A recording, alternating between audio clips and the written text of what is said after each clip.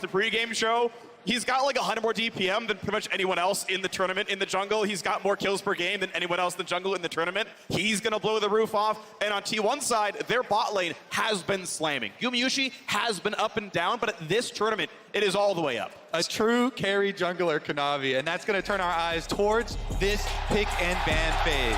Because there is a tremendous amount of effort that's going to go into the counter picks. A slight difference here for the junglers. You mentioned Kanavi with his huge DPM. That's because he plays so much Graves and Viego. He is not one to pick up this Sejuani, which has become so popular throughout the tournament here. And so T1 immediately banning that there. I love that ban against JDG because they have used it a lot on 369 for these setups. I think that JDG have to be cautious of some of the really powerful picks that still exist in the meta. And also the answers to them. Remember, Yuumi consistently taken off the board if you're red side. Aatrox, another big ban that you have to remove. But then what do you do about the Graves? With the Caitlyn already removed, you can't get rid of all three, so you have to be willing to give something up. And already attention here paid to the mid lane for Faker. He has had a huge preference for the Akali in the triumvirate of the mid lane champion pool. And so they ban away the Sylas from Yagao. The power pick. Yagao has used Sylas in 6 of the last 7 games. Really good blue side target bans here from T1. The Aatrox ban suggests to me that T1 want JDG to ban away the Graves, which then suggests that they have something else that they want to prioritize. We're yet to see an Azir game, but they're going to prioritize the Lucian Nami bot side of the map. So you have to expect then the question, because these bottom lanes, the flexibility of Gumayusi and Keria has been their greatest strength. Have the LPL teams, have JDG actually been able to practice the other answers here? Aphelios into Lucian Nami with Lulu by his side has been the preference thus far. It certainly has. This was the common answer that JDG used into Rogue's bot lane. It was always the bot lane of Rogue that was drafting this Lucian Nami, and every single time JDG's bot was able to get the push, even with the Aphelios Lulu. The question is, do they need to lock in the Lulu now? There is room for them to lock in an early jungle if they want to, and given that Viego is such a contested jungle, it makes sense that Kanavi would want to get his hands on it. Exactly. No change here. As we said, Graves, Viego, the Kanavi champions, they want to keep him on a damage-dealing reset sort of champion here. So that means we'll probably be seeing 369 on a bruiser or tank towards that top side of the match. I wouldn't be surprised to see something like an Azir here for T1 as well. They could also answer with the jungle themselves. Of course, Ona does have a very deep and flexible champion pool. His 2 most played have been removed so far. Well, 3 arguably. Only the least in is what we've seen, but he's going to lock in the Vibe. So we will see that answer from him. A lot of lockdown for Ona, a lot of gank potential in the early game. T1 with a cheeky hover. It would be a surprise, but we're expecting the Lucians. This flexibility that I'm talking about for Gumayusi and Keria, these 2 players have played 8 different champions in their 9 games. They've only repeated once. Now it's going to be a second repeat though here with the Lucian being locked in. A little bit of a tantalizing hover there. But as expected, we fill out these bottom lanes with their preferred partners. A lot of these bottom lane matchups come down to those preferred supports with the AD carries. It's always these 2 matchups. And the style we're seeing here in Champ Select is backed up by how these teams have played so far at Worlds. Gumayusi has died on exactly 2 champions in exactly 2 games, and he and Keria have been lane dominant trying to do it here against JDG. And now you gotta look towards the mid lane for the bans here, because Faker has had this big preference for Akali, and with the Sylas already taken down, expect them to whittle down on his champion pool. They take away that Victor, the longer range, scaling mid lane there with the laser farming. And since they expect a tank from the top side from 369, as we said, with Kanavi on his damaged jungler, they ban away the Ornn, one of the best ones that 369 has utilized here. I would say if they're also still trying to follow that up with more tank bans, you would think the Gragas, but Renekton has been the preference for 369. 369 has the most solo kills of anyone at the tournament. A lot of them come on that Renekton. 7 solo bolos for himself, and there's the Akali follow-up as we expect, targeting Faker. Yeah, champions I'm expecting here include Gragas for the top lane, and on the mid side, Ari and Tali. If you look back at what they played domestically in the LPL to win the trophy, JDG in the playoffs, huge step up from Hope and Missing. They outperformed their KDAs, their KP. They were huge in the team fights that won them the final. And as far as 369, you can see from the Oran ban, they think tanks are going up there. My eyes go to Gragas, but as you called it, Kobe, Renekton is the ban.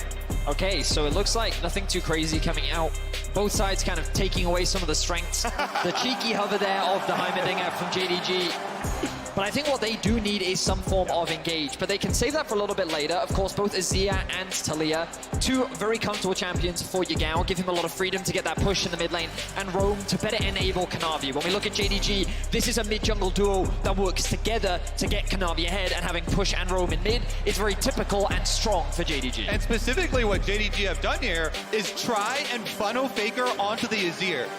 The Talia here has been Yagao's consistent counter pick into the Azir pickups. With the bans on Victor and Akali, JDG are trying to force Faker into this pick here for the Azir, pull it out, because Faker has not played it here at Worlds yet and has focused so much more, towards those kill threats. This is what he's playing domestically. Azir was his most played, but Lissandra and Galio were what he went for next. We get a carry in the top side. Zeus blinds Camille with a Galio flying over the top, and 369 in game one gets counterpicked. And if you remember your World's history, Faker on some of his biggest carry performances, carrying all three lanes on Galio, and the quintessential duo solo lane pick here of Galio plus Camille. The easiest possible execution of a kill backline carry. Camille ultimate into Galio ultimate. You can consistently get these engaged. Plus you can consistently also go on top of the Vi. They have so many answers, so many setup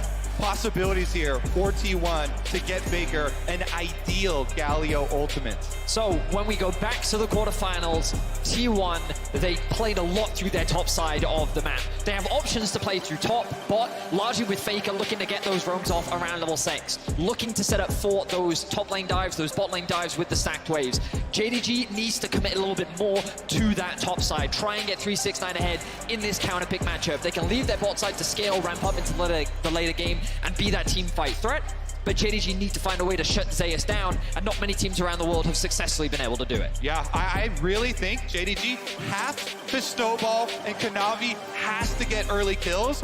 Otherwise, this T1 draft is so good at picking off side laners. So since JDG are looking to play these side lanes, you've got Camille, Vi, and Galio. That is set up to assassinate anyone pushing on these side lanes.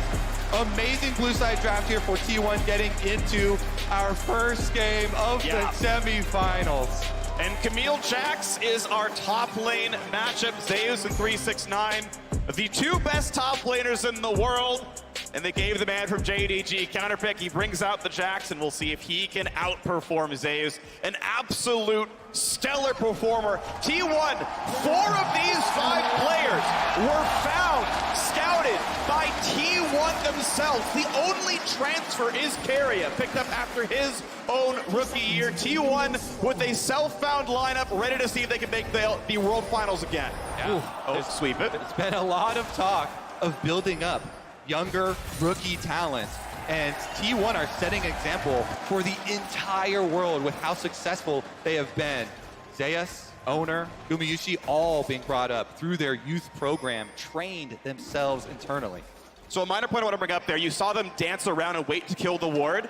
Hope tried to walk out of range, not get XP. He still got XP. Every one of the 5 has some XP from that ward, which means no one is getting level 2 from the first wave. They attempted to let 369 and Yagao get level 2 off 6 minions. That was not successful. They ran out of time. Okay, so with that in mind, we're going to be keeping our eyes on jungle pathing now. Kanavi going to start on the bot side with a solo start, it looks like, and he's going to path up towards top. This is expected, looking to mainly cover for 369 in the early push, making sure that he is comfortable and safe. We talk so much in draft around this top side and making sure that 369 is comfortable and safe in the 1v1, making sure that this counter pick works out for JDG. Yeah, there's a lot of volatile lanes to look at. And if you go back and watch a lot of the LPL games for JDG this year, you really do focus on Kanavi. I actually love his jungle playstyle. It's one of these ones that is kind of a pay-it-forward jungle playstyle. My personal favorite, actually, where you go and oftentimes he'll visit Yagao's lane, push out the wave for him, ward for him, so that he can then pay it forward, have Yagao then come support him in jungle invades or in going and ganking on the side lanes. It's one of the reasons that Kanavi has been one of the best quintessential carry jungle players with the highest gold per minute of any jungler here at World, and the highest Level 2 each, Gumayushi. Not going to be whimsied here. Looks like shield was learned by missing as decent damage comes across, trading back and forth. And right now, JDG have the health lead. Good sidestep in the Calibrum Snipe. And look at this jungle path here from Kanavi immediately looking to play off some of these volatile lanes. Going mid, just as we expect with Yagao. Here we go. Faker has Ghost, has Cleanse, or has Flash, I should say, finds the taunt. Will they find the stun? Sidesteps it.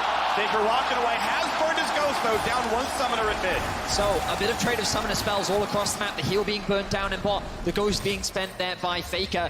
The fact that he was able to get that early push against the Taliyah, you would expect that Yagao kind of let him get that early push set for that play, and Kanavi is quick to take advantage of it. As Kobe was setting up, this is a very common trend that we'll see from Kanavi, playing through mids to try and burn those summoners to make it easier for Yagao to get that push so that he can then look to roam. And again, we'll keep our eyes on the top side of the map and these level 6s for both these mid laners. Exactly. It's such an effective style as a jungler because there's no better feeling than having a mid laner be able to come gank with you or gank for you even, and be able to soak up those extra minions. Meanwhile, Owner over towards the bottom side. They're really trying to play off their first pick Lucian Nami duo lane here. Heal is down. They don't have obvious, easy escapes. Then if CC lands, it'll stick through, but not going to find the dive here. Scryers lose spots underneath. The bottom side wave is gone. The camps are out, and it's going to be both junglers getting a pretty easy scuttle. And the cost of that for jungling and revealing yourself and blowing that Scryer's Bloom is always the counter jungling possibilities. Look at already this CS lead that Kanavi has jumped out to here on the Viego. And Vedius, you were talking about this top lane matchup. Whenever your jungler is able to invade enemy blue quadrant like that versus blue team. Oh yeah, the ward just in time. It's very, very beneficial for just your lane because of this ward that you get to leave behind. It gives you so much information to play off of, and 369 can be as aggressive as he wants. And Ozeas, with his wave in a bit of an awkward spot right now, has to be a little bit more cautious. But I think what we saw was a great contrast of the jungle styles. Oner, very much more about trying to enable his very talented laners. Not to say that he's like constantly, repeatedly ganking every single lane, but he really does try to set up his laners for success. Really good trade here for Zeus. Out of mana, though, can't chase for any more than that one. 369 safe at 200 HP. Will, of course, reach in a bit back up with that door and shield, but Zeus now back in control of the lane. 369, though, with the wave pushing into him, he can look to go back to base. He doesn't have to expend the TP if he doesn't want to. Missing in a bit of trouble. A lot of damage, but he does get the whimsy up on Gumayushi. Stops some of the damage. Flash forward, signs with the root. Damage out of hope, and it's going to be flash for Cleanse. Cool that advantage to T1. Interesting. That's going to attract a lot of attention with no flash available on hope. The immediate response from both mid laners as well as both junglers here. There is blood in the water already. Ooh. Of course, knows where Owner is. No Snaker's down there, but not yet level 6. JDG, everyone's a wave away from 6 here. Both the Galio and Taliyah can make their way down. Similar ranges on the ultimates. This wave crashing right now is the one, or the one speeding in a second, is the one that gets level 6. We'll see him come down pretty soon, possibly. Look for someone in the brush. No one's down there. T1 safe to kill the control ward.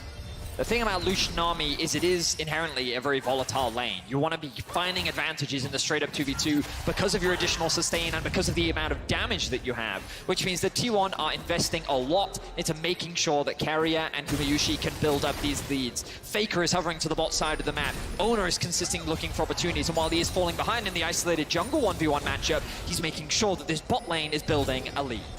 Yeah, you can see the first battle that will be fought over the war that is bottom lane is this area here. This river is going to be the highway of ganks between mid and bottom that is going to be constantly under attention here from both sides. I want to take a minute to talk about the T1 bottom lane, as they should be able to escape here, because the T1 bottom lane, their performance at World has been magnificent. And one of the biggest improvements from T1's summer split for themselves, Gumayushi and Keria have the top 2 KDAs of all players, not just bottom layer players at Worlds thus far. 18.5 KDA for Gumayushi.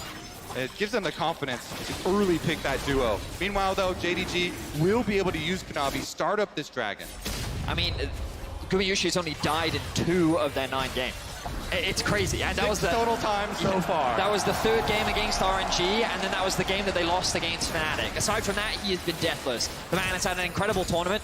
and right now he's being set up for success. But JDG, as you rightly said, we're able to find that small advantage. Kanavi is playing the map very well. He hasn't been able to find any successful ganks yet, but this is his style. He leverages the pressure that his waves are able to generate, information on where the enemy jungler is, to build up leads for himself and steal away these objectives. So JDG, while very even in the gold, ahead now on Dragon.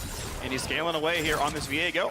They're going to move towards that Divine Thunder he's so want to build down there, as the bot lane also is holding up. The fact that Aphelios is within 5 CS of Lucian, definitely pretty solid, especially when Guma got such a very good first recall. Managed to force a 1,000 gold recall for both. Got serrated Dirk into just like components very, very good, and yet not pushing the lead much more beyond that. And now I want to refocus back on Kanavi, kind of the heart of JDG here, this carry jungle player, because with this CS lead, Viego, once you get level 6, is a huge force in Rift Herald fights. We're about to tick towards that 8-minute mark once the Rift Herald does spawn.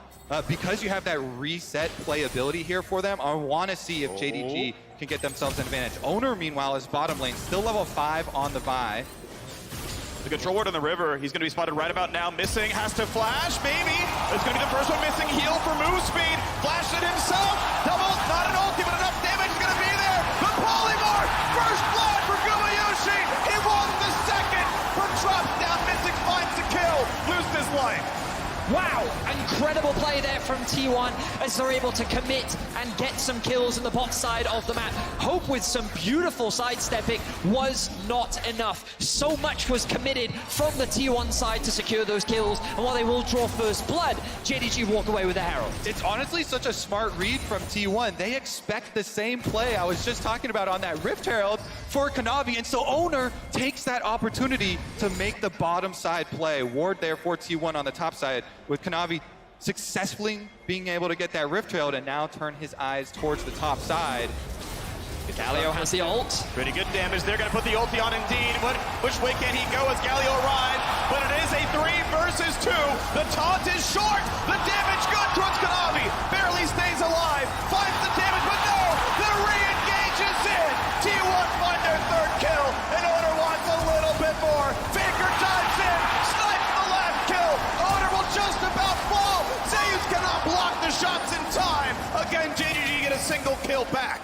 Meanwhile, 2v1 dive possibility. No way. He's going to Whimsy. He's going to find the slow. The root will be there. Whimsy. He's going to drop aggro. The shot lands. And Gumayushi makes him pay for the roam. And it's blow for blow across the map. We're almost tied in gold here with the extra dragon going over to JDG and now being able to push out on bottom side. Keria finally getting back, but we first see that Galio ultimate used to try and cross-map defend towards Zeus for T1. They overstep a little bit with the extra tower damage there and giving over the extra kill. But look at the minimap. T1 read the play very well. They're already making their way up towards the top side well before this play is even happening, which means the Faker is in range to land the ultimate. The damage from the Galio is incredible as he's able to force Kanavi out of the fight. And then the second that 369 overextends, he's not expecting both the Vi and the Nami to be here, which means that they overextend and T1 are able to find 2 kills. It's just so smart there. Owner, knowing again that JDG are going to play a top side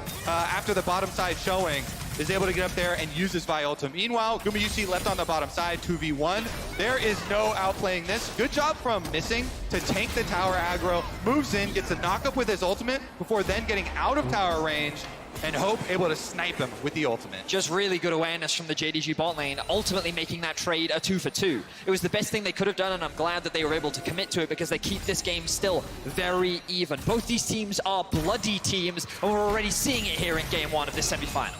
And we're seeing JDG just edge out a little bit in the objective control with the Dragon as well as the Rift Herald still in pocket for Kanavi to be able to use. But Gumayushi and Faker both getting rich off those plays. The only lane with any turret plates killed so far is top lane there. 369, I feel like, would probably want the extra gold ahead of his opponent. None of them are close to dying at this point in time. T1 actually leads the World Championship in turret difference across the early game, holding like it here so far as well with pressure in a lot of these lanes. Yeah, they lead the World Championship in a lot of ways. Explosive wins, as we've seen from them. Very, very quick game times as well.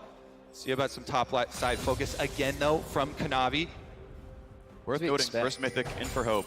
The wave state is in a very awkward position for Zeus, and he knows exactly where his team is, which means that there's a real risk of Kanavi being here in the top lane. Zeus doesn't have the flash, does still have the E at his disposal though, so he's playing as cautiously and as carefully as he can. Keep your eye on your Gao on the minimap as well, as he is hovering around the top side of the map. JDG is threatening this. Ooh, actually interrupts the E back. Will not find the stun nor the damage from Kanavi. He's going to summon the Herald and go for a couple of plates taken. They may auto-attack one down, but turret likely won't die, but with Lee on the way over, they can probably just force this whole thing down. Yeah, it's a known trade here. JDG trying to force on top side with Rift Herald activation, giving up that dragon. Look at Faker coming over for the Galio ult. Double combo, it's gonna catch Kanavi and make so much damage. Ults out to safety, finds the stun. Juke it away from Faker, and because Mid is here, it's a 3v2 and JDG find the kill. JDG with the outplay. It felt to me like Faker read the play once more. He was prepared to cover Zeus, but JDG were confident in making the play happen. 3 versus 2. They're able to get the outplay, and they walk away with the kill and the plates. Yeah, it's T1 trying to make the same counterplay this time around, but can't quite get the outplay in the 2 versus 3 this time. JDG get that extra kill, and they did need that because of the heavy investment up there, because Dragon traded over to T1, splitting those now. Gold lead still not that significant. A lot of these, item timers are being matched by both teams, hitting all their first mythics on the exact same time. So it's going to be about that next engage, the next big Galio ultimate from Faker. Now after you see these recalls and the support recall timers moving in, trying to set up the wards to do so. 700 gold lead, as you mentioned, item timings there is it's still 4 mythics apiece, right? You got the mandate for carry, you've got the crown here for Yagao. Looking for their second Drake, not quite the sidestep there, but support combat not gonna be that lethal just yet. But you've got a jungler coming across, forcing the flash away from missing without tidal wave.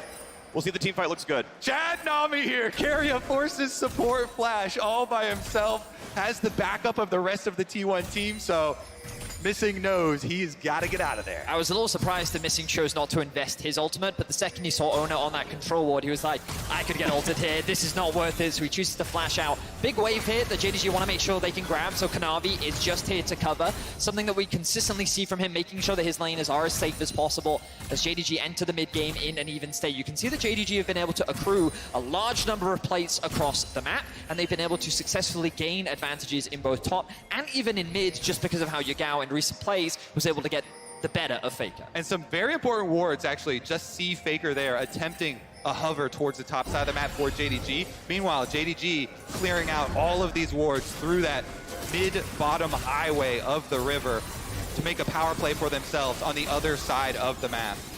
Not going to find the ward kill themselves. The T1 kills out the aggressive control ward. Bot lane will be pushed in, but not much else to play for. No neutral objectives are up. Actually, Herald has respawns, so that is going to be an available play. You see Kanavi walking to that side of the map. So this is the main plan here from JDG. Kanavi hovers the bot, makes sure they can catch the wave, then he makes sure that they can push the wave out, which gives them first roam up to mid. Now you can see them catching the mid wave, and now they're threatening to die. Yeah, this is going to be a 2v1. Not much you can do. Ulti's a dodge away the knockback, but will it even matter? Looks for the jump away, doesn't get too far, and Kanavi's going to find himself the kill.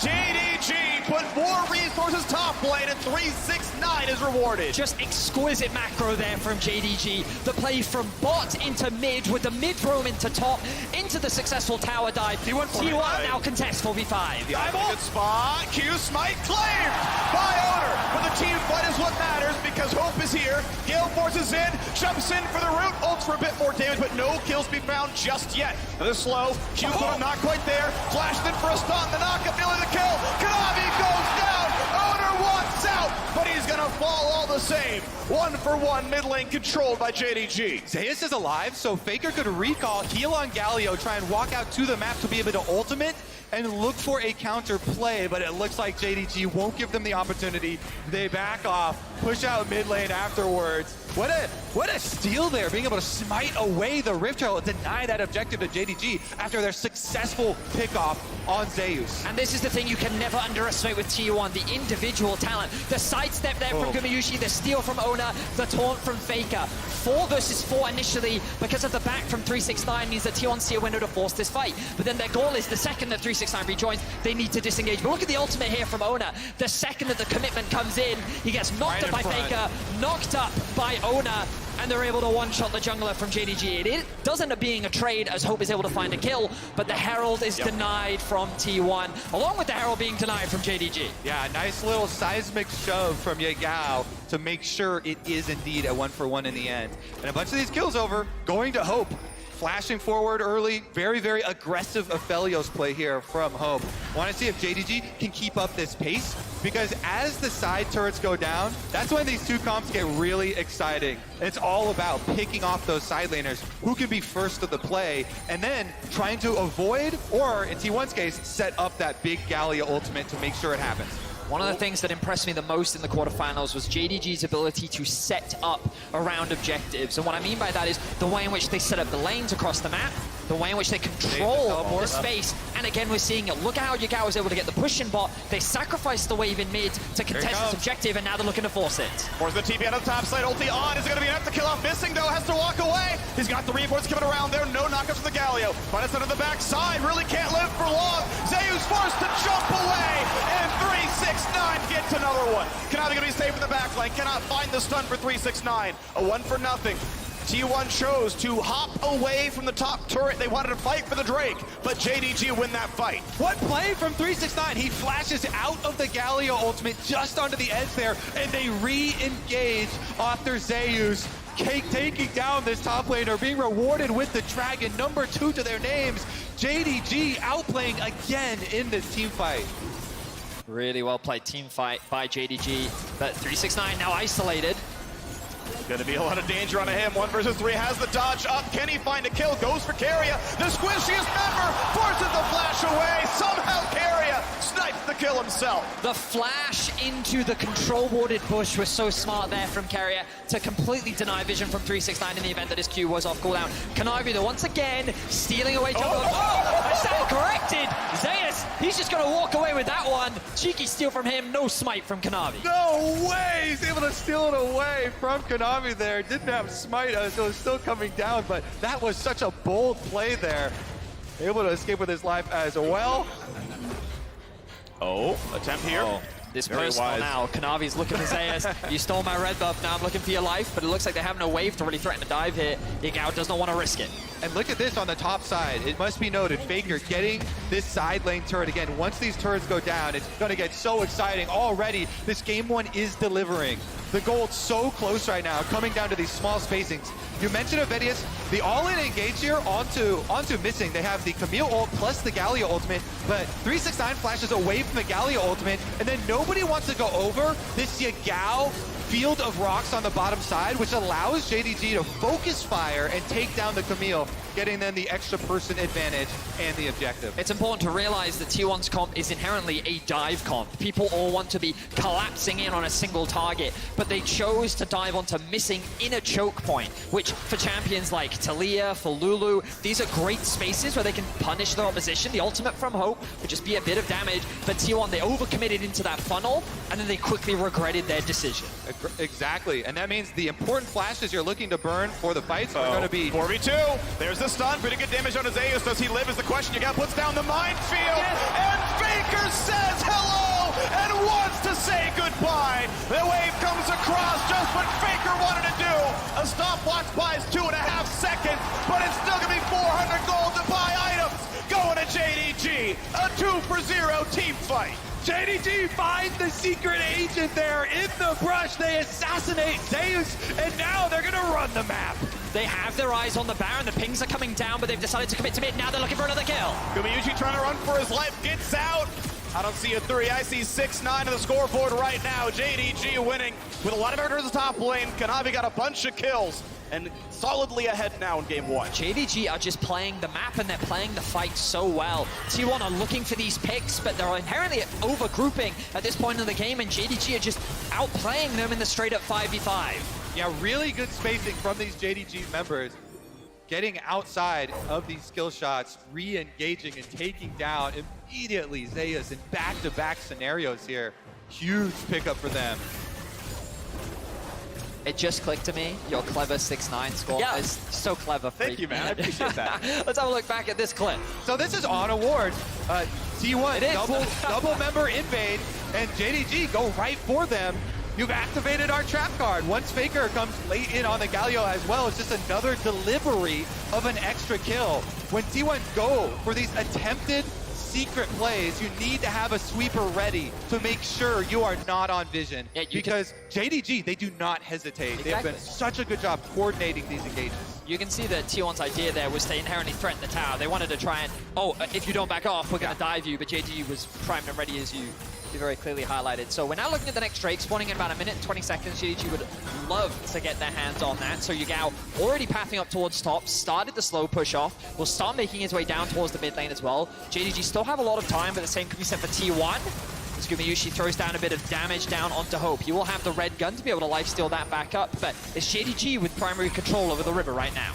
Top lane fight yet again, equal levels for now, but items 2 completed for 369. Zeus able to jump away, heal back up with a backflip and grasp.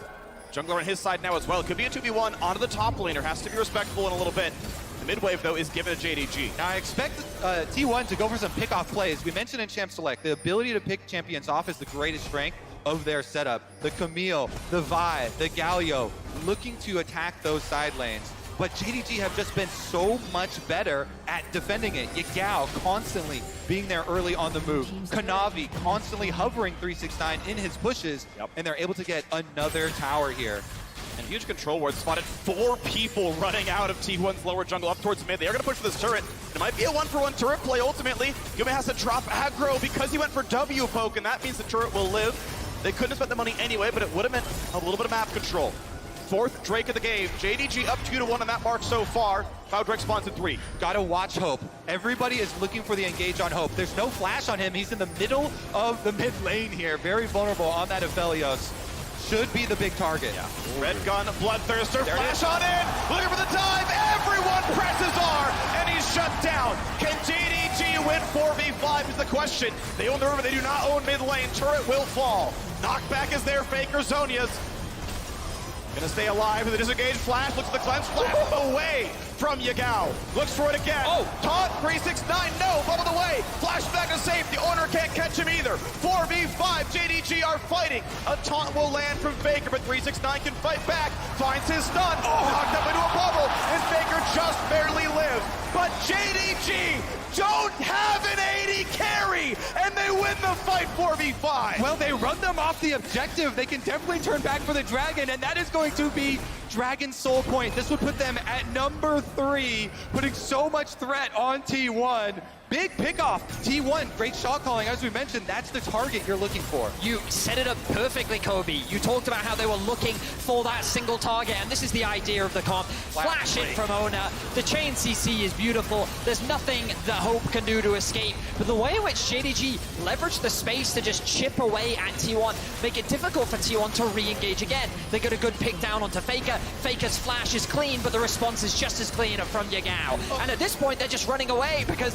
they have no real way to start the fight off once again. And then, oh my god, these re-engages are so fun to watch. 369 has to flash out immediately. He knows he can chase Faker because the Zonia's is down for Faker, and over the Cloud Soul move speed buff, they're able to close the distance here, chase T1 out of range of the objective. So even though JDG lose their 80 carry, they lose priority, they're still able, with the health chunks on T1, able to get that objective. This is the world-class performance we were looking for in the semi-final of 2022 Worlds, and we're getting it. The gold is still dead even. JDG do lead in Dragons, but you know that this game could still go either way. A single good fight for either side could swing the game dramatically. Baron's still up. Dragon in the next 4 minutes for that soul point. We'll see if JDG can retain control. It is 3-2 in turrets right now, still close in kills, and with only 400 gold separating these two squads right now. JDG still seem to be holding all the cards. Double Black Cleaver actually on their front line. Looking for more damage focus, honestly, that build. Obviously, you can go tanky with like a Death Dance something, but they have chosen to do as much damage as possible. Frozen Heart now on the way for 369. Says Faker's not a damage threat, everyone else is. I'm so excited to watch now the mid-game side lane play, because both these teams are so good at pushing and still having the global to come cover. Right now, you'll see a big movement towards pushing in to get vision around Baron. there's enough damage in the game that if you commit too far without any vision on the other side, you will give up such a big objective here. And JDG know that T1 just overcame RNG. One of the biggest mistakes RNG made in that game were giving up vision around Baron, giving up that Baron to T1. JDG is so relentless with their vision control, though. You can already see on the map how much they've invested into this topside river, making sure that they have control over this objective. And the main goal of this is to force T1 to have to spend their vision to just clear out an area of the map to give T1 a little bit of extra security. But now look, they come back onto the map, 2 control wards already picked up for Kanavi, another 2 control wards on missing. They're ready to push this vision deeper and deeper, and they're setting up for these future objectives, making sure they can control and limit what T1 can do on the map. We are several thousand gold away from Hope finishing Infinity Edge to get his third item on the board. About 1,200, 1,300 gold in inventory right now. So still needs, if he wants IE, pickaxe plus the combined, so 1,500 or so gold to go. LDR be, of course, a much cheaper road is possible as well if he wants to punch down the front line. The double cleaver, I don't expect LDR to be optimal, but we'll see which way he goes if he wants a sooner power spike, because that Cloud Soul is up in 2.5, and you only earn about 400 gold a minute in pro play. We'll see which way he goes with this one. JDG still aggressively pushing in the bottom side, a high ability haste build, as we've seen. And looking right at that bot tier 2 with Zeus maybe recalling in his face. Yeah, it's very interesting when you allocate Galio all the way to a top side here like Faker, because when T1 show a Galio up there, you do have a global, quote-unquote, ultimate, but it's not the entire map like a teleport. It's continental. Exactly. He's running double, mobility. Summoner spells have a greater impact once he gets into the fight, but you know JDG are paying attention. Lane allocation for T1, so incredibly important here. With Faker, Zeus the only one that has actually the full range of motion there. You can see how rich Gumayushi is. Freak, you were talking about the itemization earlier on, and I'm looking at how much gold he's sitting on. He is a very strong AD carry. He's looking for missing. Missing jump. Oh, combo comes across. How much time can they buy? 369 force now. Tidal wave ulti, and it's a 2 for nothing. Zeus finds a double. And just like that, T1 pounce. A very quick pick turns into 2 kills, and T1 are ruthless in finding and shutting JDG down. There's no way JDG are going to be able to win a 3v5, right? No way they could make a hero play on Baron. Let's see if they try. 3 members of JDG versus the full might of T1. 4 whole wards on the support, but he's dead right now. Can't help the ward into the pin. Health runs at about half HP. Smite is up on both sides. Faker dives in, and the rest of the squad comes by. Economy splashes away, burning down with the red. Wants the kill. He can't get it as Hope fires over the wall. JDG don't need a 4v5. They barely even need 3. They did it! JDG 3v5. T1 don't want to flip the Baron, guys, so they go over the back of the wall trying to kill Kanavi, but JDG kites them through their red buff and get the counter kill onto Owner. What a stand. JDG hold fast here against the odds. So, oh wow, so T1C missing, walking into the fog of war off the minion wave, and they're quick to find the pick.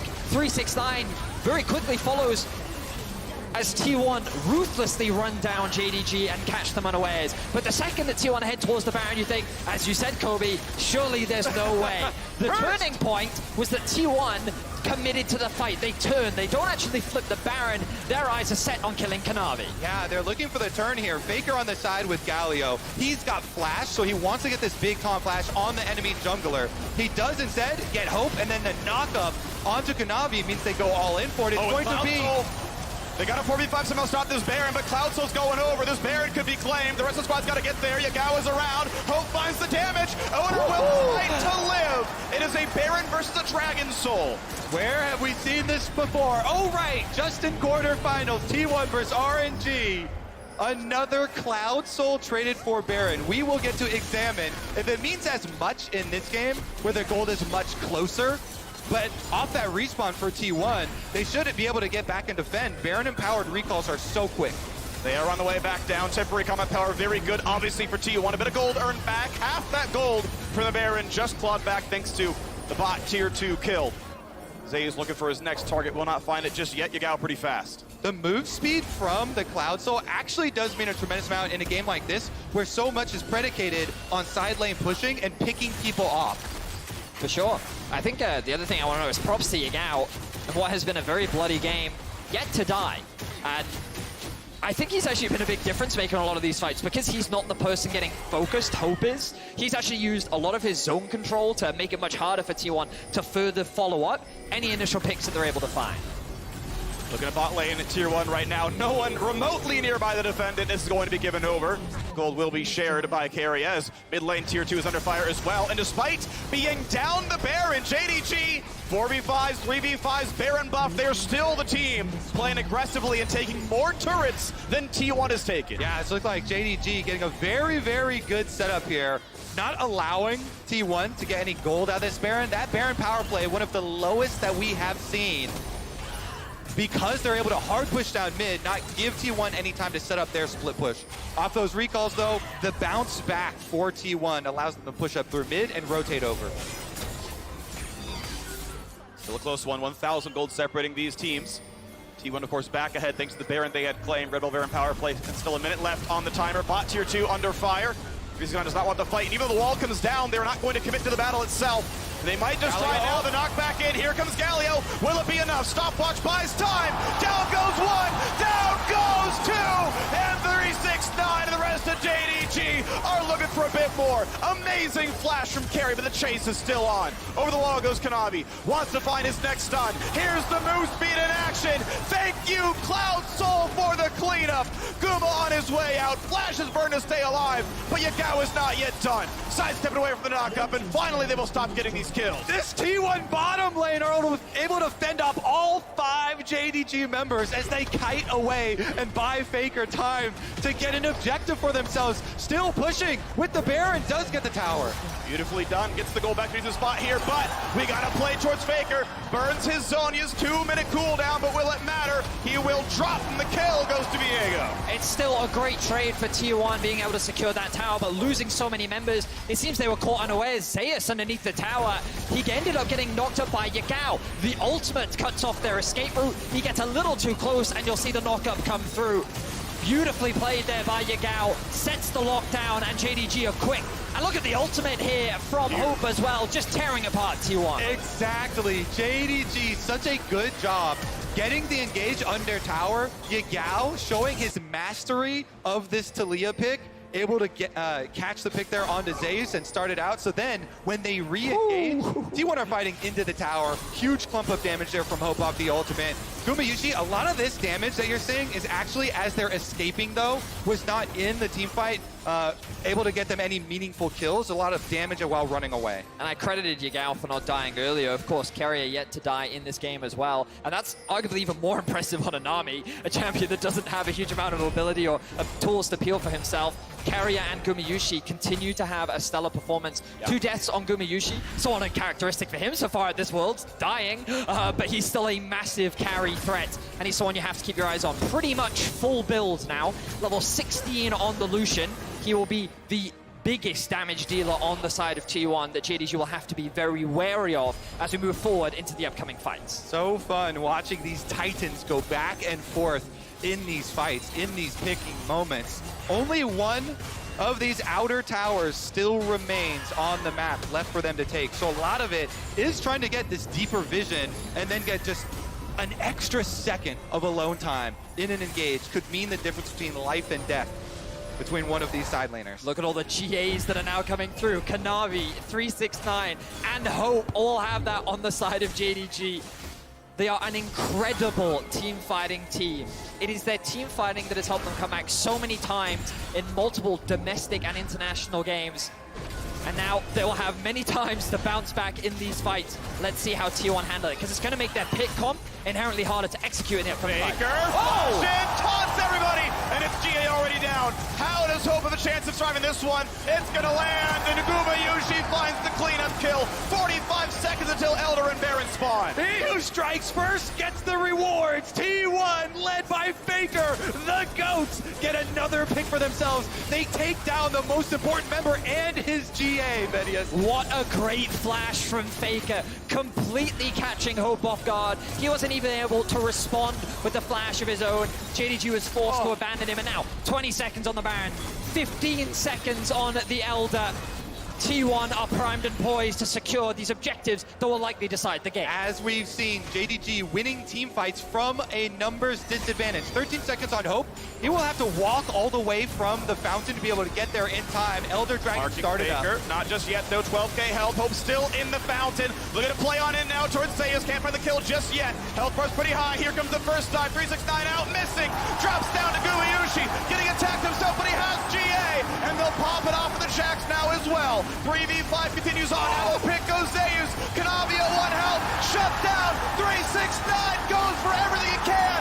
And he can't find it. It's up to Hope. He lands the ulti. The snipe is not enough. It's not a crit.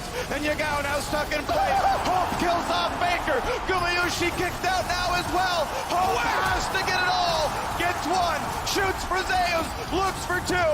Not the rest just yet. There's the wall. Yagao. He knocks down Guma. And the white gun goes for more. Hope gets a red buff. Fires off the snipe. And somehow JDG stopped the dragon. The most glorious blood battle I've seen around Elder Dragon on the world stage. And the Elder Dragon survives. Hope runs all the way back, straight from the fountain, out of this death timer to save the day for JDG. Look at JDG. They're going straight for the fight. They don't want to even play around with flipping this Elder. Keep your eyes on Gumayushi on the backside, just obliterates missing, and then the rest of the team is like, peel for Guma, keep 369 off him. We don't have time, we're back into the action free. Baker's still dead, Guma's still dead. Yagao will have to run from the base, but they think, hey, you know what? 4v3 seems pretty good. Baker no ulti. He has to walk all the way over. Owner won the last smite fight. Will he get this one as well? Doesn't have the ward vision, but might try all the same. Oh, 369. 369 is gonna mark him, and that'll be enough to secure the Elder Dragon onto 4, and JDG will across the map and go again for Baron. Another time where if we go back to the origins of this play, it was the T1 pick onto Hope in mid lane that allowed them to set up the first Elder Dragon and result in JDG still getting the objective in the aftermath. This team will never give up. They will never say die. Unbelievable skill expression from both of these teams. We are witnessing some peak League of Legends right now. JDG will start off the Baron. The wall comes down. Zeus in the front line, Owner on the side now as well. 8k health left, that's when Yagao sees no one's behind the pit. It's all in the front. It's 369 again, marking the target. Owner comes in, he'll find a stun though. And keep in mind, they've got Elder. Hope can't find the first kill, but 369 does.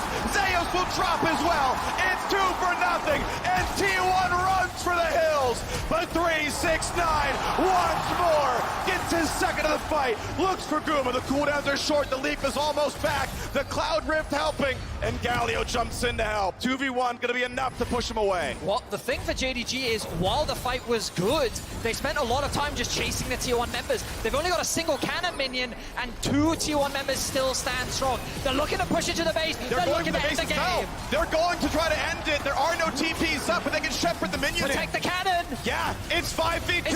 It's 5v2, and JDG wants the Nexus. This one will not respawn in time. No inhibitors, no champions, and no hope. JDG take game 1. The LPL champions. So impressive. They made their name in the LPL, fighting these fights from behind, overcoming odds so many times in this particular game. Down in numbers in a team fight. Guess what? They don't care. They fight you off anyways. They still get the objective. They stack it. They trade the Dragon Soul for a Baron. They win the fight around the Elder and pick it up off the reset. Magnificent stuff here from the LPL champions. And so many great things from T1 as well. Yes, they ended up falling short at the very end, but the picks that they were able to find was so incredible, because I thought it was only going to get harder for them. And then Faker finds the flash over the wall, gets the kill onto the AD carry. They're able to find picks onto missing multiple times. The Baron looked like it was theirs. And there were so many moments against many other teams. T1 would have converted that pick into a win. But against JDG, that 1 pick, 2 pick, it was just not enough. The coordination on this JDG team in some of these team fights, counting the ultimates that are used to kill off their other members, still going for the re-engage, down numbers, just beautiful stuff to see. I mean, That it's was beautiful great. to see. JDG also, like, they're the Island of Misfit toys. You look back at 369, he got cut from Top Esports. You look down at Hope, he went back and forth, got cut from WE. You were on EDG, then back to Academy, then back to EDG, back to Academy, cut from the team, joins JDG as well, and these squad came together to play a massive performance in Game 1. So JDG up 1-0 in this game. Now, before we break down that game, a reminder that the LCS and LEC have joined forces once again to bring you the Dive Foria podcast for Worlds. Catch up with the quarterfinals preview with Kobe, Dracos, and Kadril, and stay tuned for the finals episode dropping next week, available on Spotify. So cue up that episode and join us at the analyst desk. Thank you so much, Freak, and welcome back to the analyst desk here at the State Farm Arena, where the crowd has rightfully erupted for that first game in the best of 5. I'm so glad it's not my job to analyze, and that's for you three to do, because I just want to watch 4 more of those. That's all I want is 4 more of those, but JDG getting it done in game number 1. All I'm saying is, it's for those that don't know, Yagao's name means toothpaste, and we didn't talk about him much in the opening, right? We did talk about how it was Faker and the Zoomers. We talked about Kanavi. We didn't really talk about Yagao, and I think this Talia pick for JDG was a key factor in their win. Not only the way he played it, but the way it went into what T1 wanted to do.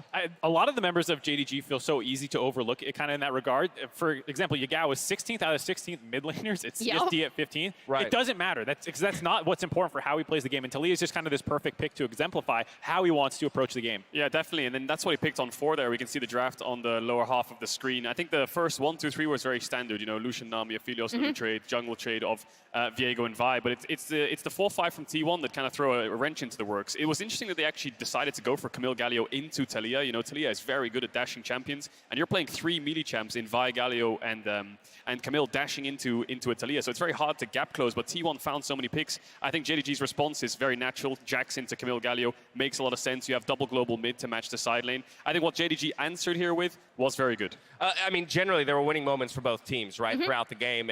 But I'm curious, Kadril, your thoughts on essentially T1 saying, yes, we'll take that Talia play style, you know, to go to the side lanes and we'll match it with the Galio, as opposed to going to some of those more prevalent picks that we've seen in the mid lane, you know, earlier on in the tournament. I think it makes a lot of sense to go to the Galio Camille, because what you're running is a Nami. So this was pre-planned by T1, regardless of what JDG threw at them, I think, because the whole idea, and we'll see it later on in the fights, is you Camille Galio ult onto a target, immobile AD carry of Aphelios. Great, that's your main target. Lulu can work as well. But the Nami ult is what seals the deal on top of that, right? You can never really assist your AD carry or try to gap close towards him to try to peel, because there's a Nami ult over the top of the Camille Galio, right? So it was an incredible game. And of course, look at Faker, greatest, you know, Galio 2017 semis against RNG. That's exactly where I was about to go. There's all these great points you're making about the current game, but there's also the historical angle of this. Faker is synonymous with probably the greatest Galio performances you've ever seen in that 2017 RNG series, playing it 5 times in a row and carrying his team on his back. He tried to do it again in this game. He had some absolutely monstrous plays, but just couldn't get it done in the end.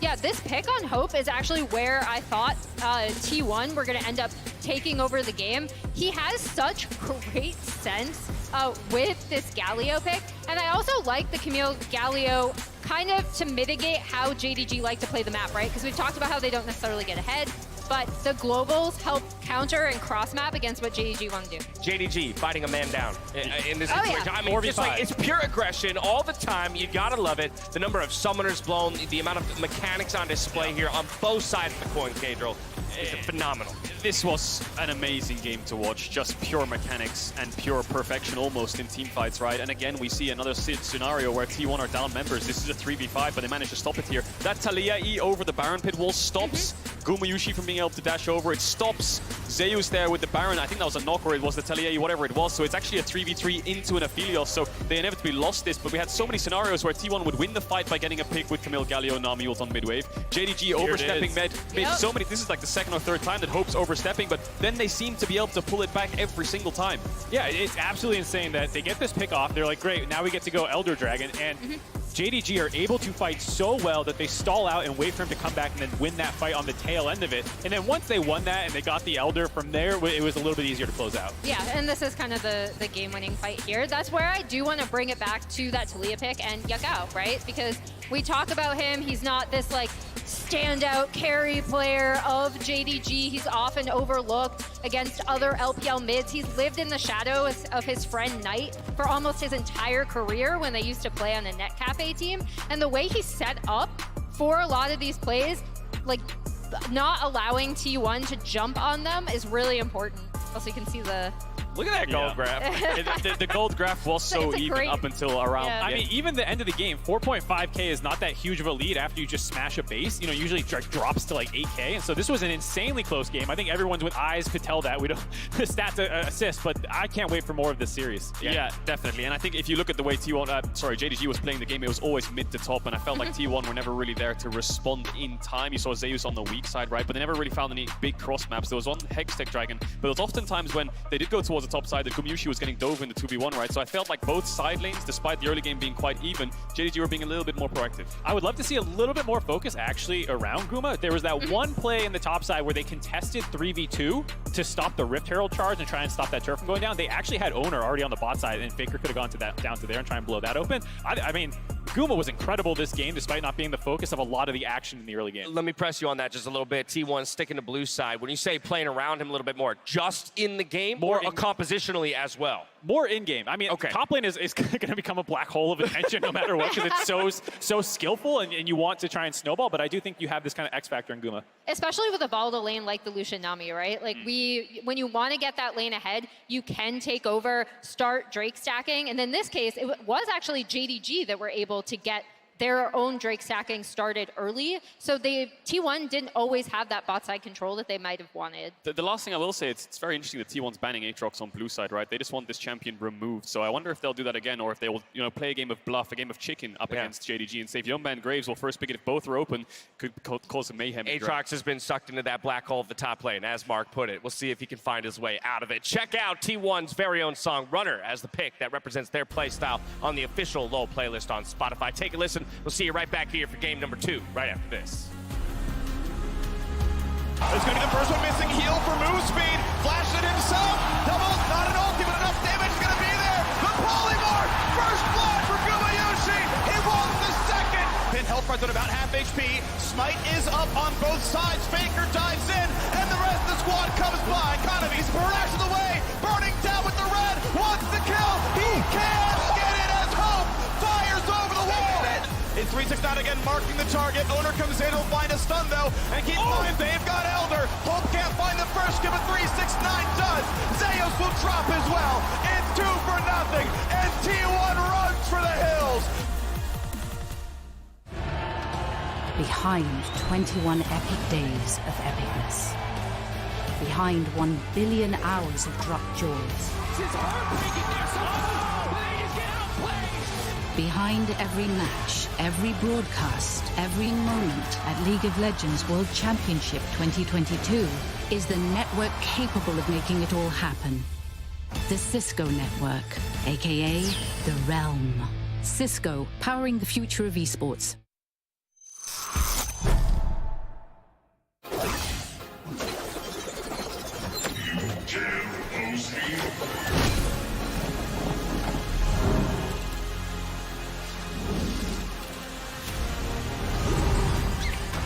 That looks cool. People fear what they cannot understand. Gracefully.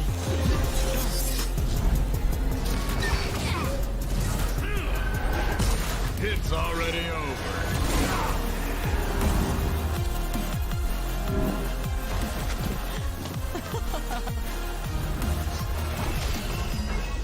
Die with grace.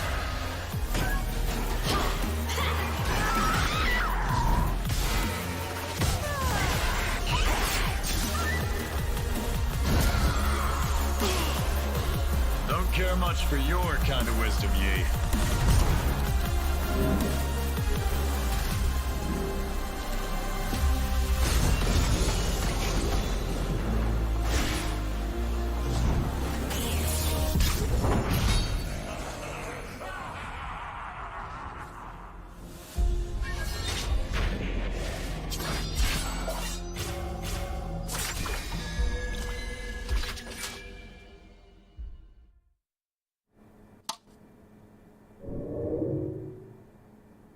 Red Bull gives you wings.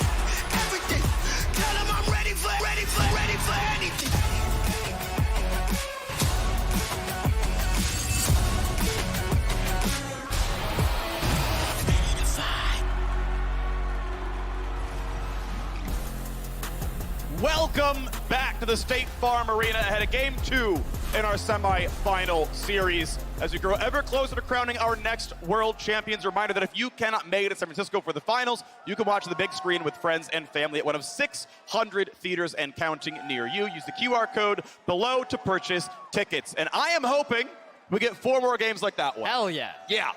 That was one of the most exciting games that I've seen. I mean, this world has delivered so many great series, but that single game, and JDG never giving up on these team fights.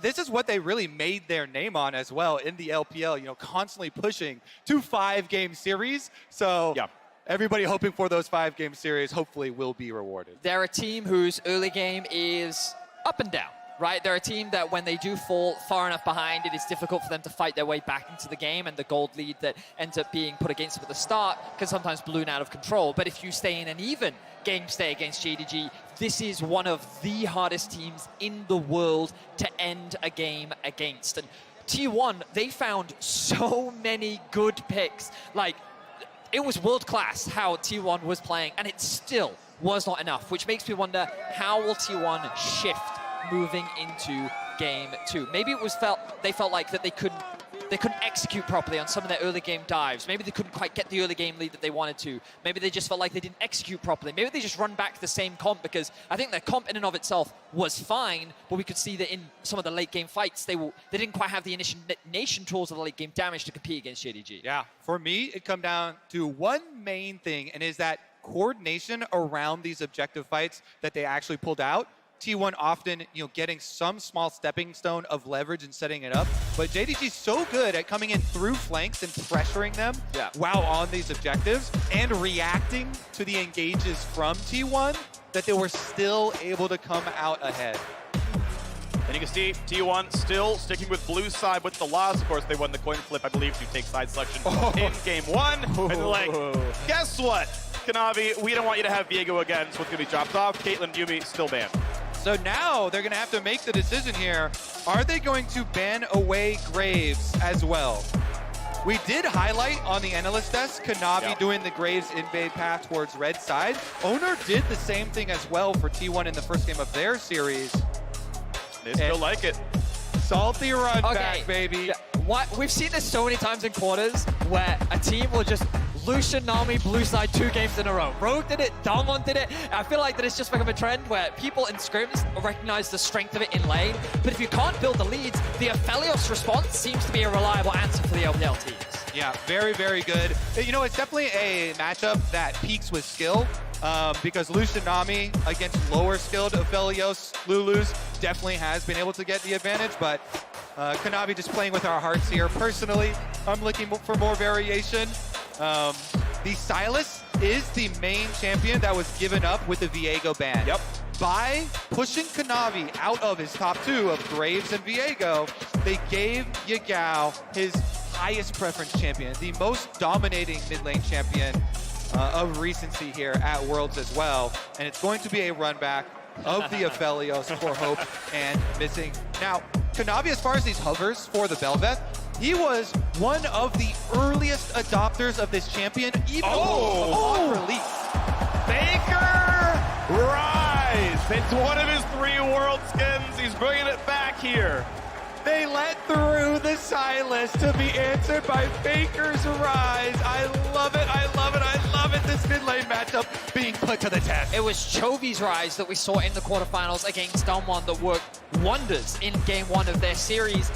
Largely thanks to the strong skirmishing power that it can have into certain matchups, along with its heavy roaming style. It's also not the best ultimate for Sylas to steal away. Of course, there are uses to it, but in terms of lethality, it's definitely on the lower end.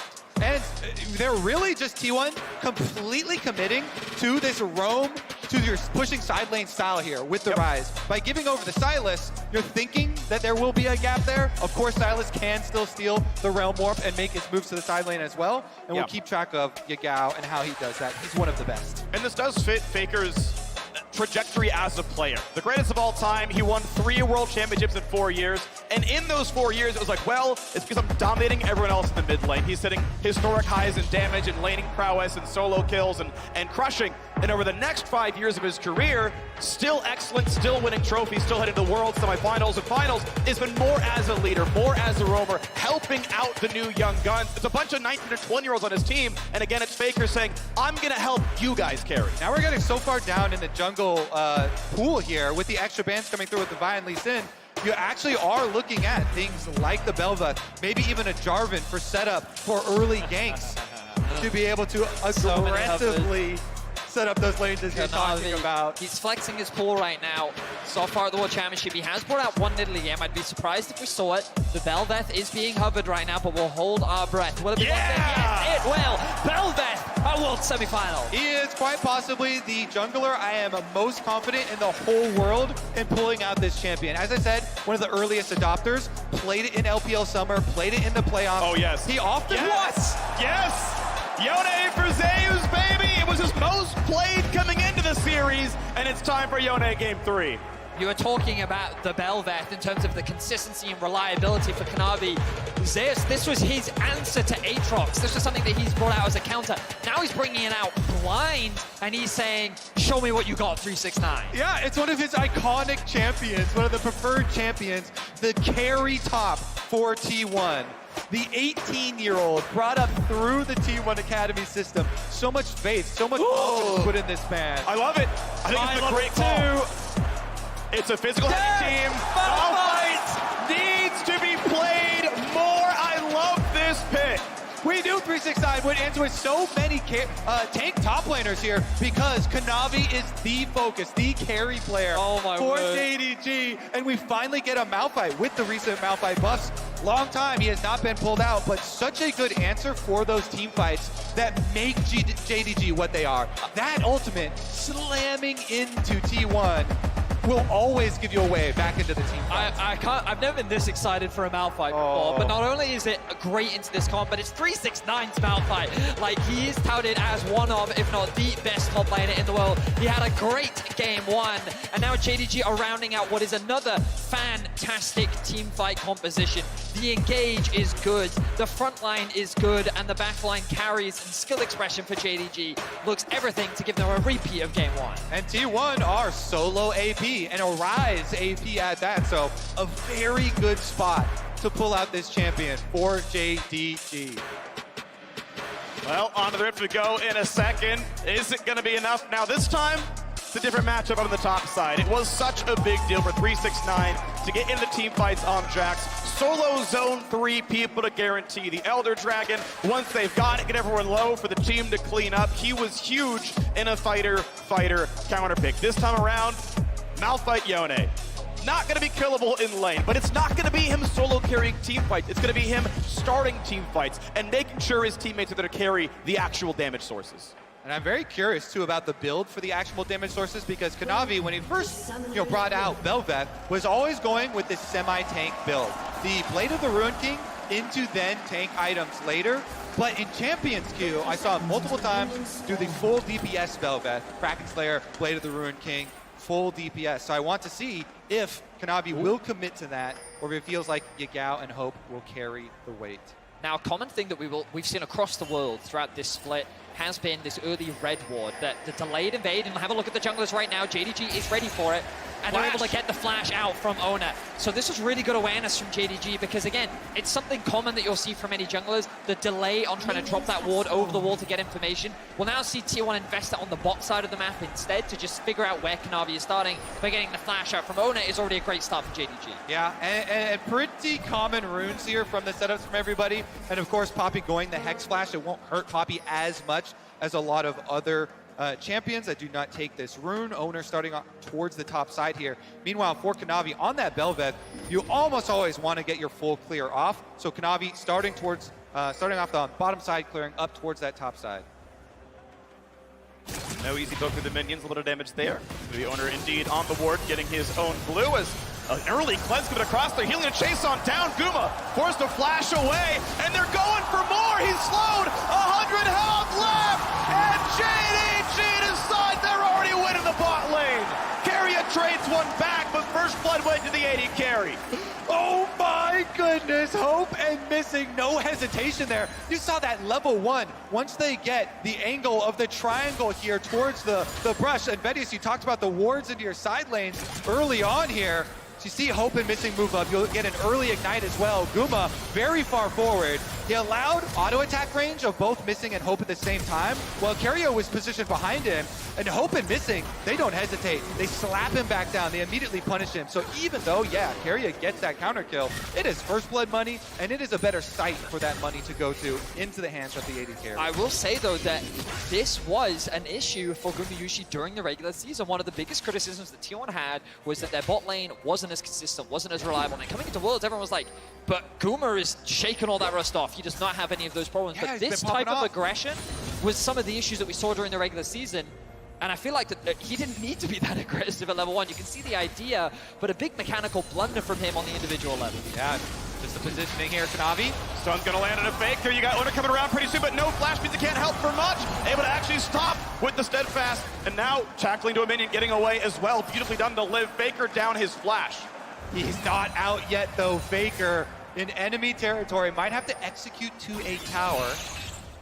Yeah, it spots him, and he's gonna say, you know what, the XP isn't worth it. The mid lane wave means more. Faker will execute Nothing changed to the scoreboard, but it means he's going to be sitting there not getting farmed. Yeah, good little bodyguard moment for Owner coming through to peel for Faker and get him out of there, because you do not want Kanavi's Belveth getting an early kill. They still burn the flashes though, so mid jungle 4T1, no flashes at all for them, and Kanavi feels like he can go for the grab. Does have smite available. Oh, played by Kanavi. An early smite from Owner is nowhere close to enough damage. 77 health left after smite itself.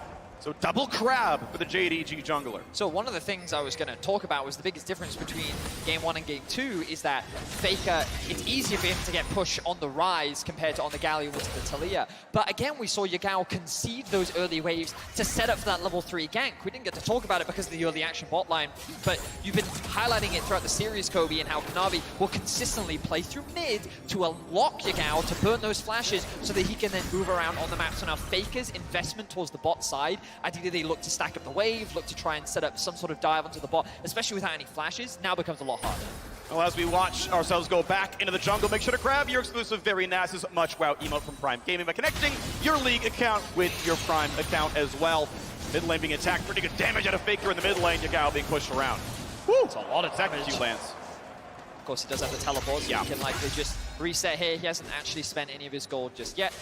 Faker, I wouldn't be surprised if he actually holds this wave, yeah? So he's going to set up a nice freeze. Shouldn't be too much of a problem because he has the TP. So he's just going to clear the wave instead. Meanwhile, I kind of want to point out the kind of dream scenario here for Kanavi on the Belveth. Being able to win that Scuttle smite fight and then set yourself up for a reverse clear of your second clear. He goes over here, 2 Raptors, picks it up, recall on 40 CS. He's going to have a bunch of gold for his first recall here for the Belveth. Trying to stay ahead of the curve is really, really big with this champion. A true jungle carry champion that wants to snowball and is going to have higher priority on getting that Rift Herald. As you know, being able to get the Remora for the pushing, huge snowball opportunity for this champion has been quite a signature pick for JDG. Certainly has. We'll see how much he can do on the champion. The thing with the pickaxe coming back onto the map. Of course, talking about jungle, we also have to talk about top. Often JDG are a very good topside focused team. They do invest a lot early in terms of 369, but we haven't talked about this matchup at all. In terms of the early game, it often is Yone favored. He can get a lot of favorable trades. Malphite doesn't offer that much. But there's a certain break point around like level 7, level 8, level 9, where he can really start winning out on the 1v1. Starting off with the Warden's Mail already will make this matchup inherently harder for Zeus to bully and push 369 around. He got rid of all the wards, so Kanavi was not seen clearing his bottom jungle, was not seen coming down the river. Owner, though, nearby as well. There's no fight to be had. The wave is pushing towards JDG, and Owner himself now spotted by this control ward. I think he knows from his own sweeper. As they roam over, they can't quite find that kill, but with a knockup, looks like it is going to be Scuttle Crab claimed for Kanavi. Level 6 as he knocks it down. Well done to him. Bubble nearly lands in a missing. That's a jump on forward. And Whimsy into a root, into a lot of damage. Heal is forced. Hope lives at the end with a heal, but now Guma pretty low. Has his own flash if needed. Kanavi cannot reach him. Yeah, it's actually so dangerous when Belveth has both dashes that are in the direction of your lane to be able to chase down. Oh yeah, Gao's in the way. Both mid laners here. Okay, it's a 4v4 down here. Is it going to be a fight though? Looks like it's going to be a wave clear. Everyone's going to make sure it's safe. And now I think Yagao got spotted. Owner sees him. Going to find some poke, but nothing more. Yagao was spotted, which meant that T1 were hesitant to commit to that fight. Problem that Faker now faces is Yagao is on his pathway towards getting back to mid lane, which means he's going to be forced to go back to base and go the long way around. JDG will convert this pressure bot into a dragon, and they're going to emulate exactly what they did in Game 1 and set themselves up to contest for that 8-minute Herald. Wouldn't be surprised to actually see them catch this wave, go back to base. He flashes for it, and he finds the tackle. Owner's running as fast as he can, but he's going to be slowed up. Finds a flash forward, and a kill comes across. The Dragon Steel trades his life. Flash down, Gumayushi lives. That ward inside the Dragon Pit. Owner, Hex Flash over the top. He is not giving away the objectives to JDG. And just sacrificing 1 kill for the Dragon is for sure worth it for Owner. Pretty big play there off the vision advantage for T1. Kanavi did get a kill, so he ultimate Belveth. Flash forced away. That would have been maybe a kill entirely on a Faker, so damage comes across. He's rooted, presses E for the damage reduction. The Owner did actually burn the full 5-minute flash cooldown, just got it back. And so it's back to Hex Flash now, missing just really gets away. Although I agree with your point, Kobe, a kill and a flash, you give those away for a Drake steal. And he's thinking here, maybe I can even get out with a phase rush proc here. Poppy oftentimes, being able to get there, but Kanavi hits a really good W around the edge, even with the phase rush speed, that's allowing JDG to set up for that counter kill. So still good objective steal for T1. Yeah, props to Owner. The downside of this means that Kanavi will have the advantage to immediately path back up. I don't think he's actually reset yet after that Drake. Yagao though, and the bot lane, as we discussed. My expectation was that JDG would take Drake, clear bot, reset, and then come back out onto the map for this objective. They didn't get the Drake, but they should be able to secure the Herald, and JDG once again demonstrating their very clean early game objective control. Transforms again, now has the Void Remore, which means you can start knocking down some turret plates as they look towards Zeus's Shade. Can't quite get that one, but now Hope set to the top side to start going for turret plates. Yeah, they made the full commitment, recalling bottom lane, reassigning them up towards that Rift Herald to ensure you can get it for this Belbeth.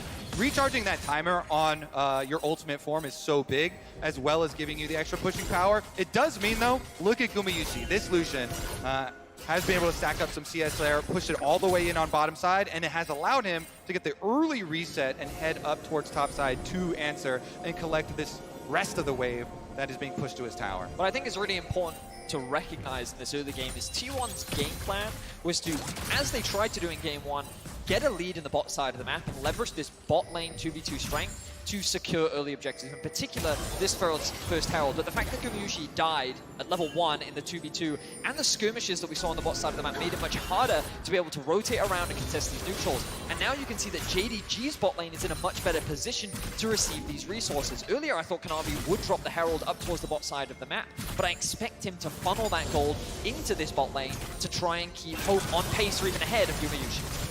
We get damage of the ulti. Hope chunked down to about 2/3. Gets the better side of that trade as he puts his ulti down. And of course now down to cooldown as Hope's going to try to regen back up with his red gun. But low on ammo and a nice Q snipe comes across.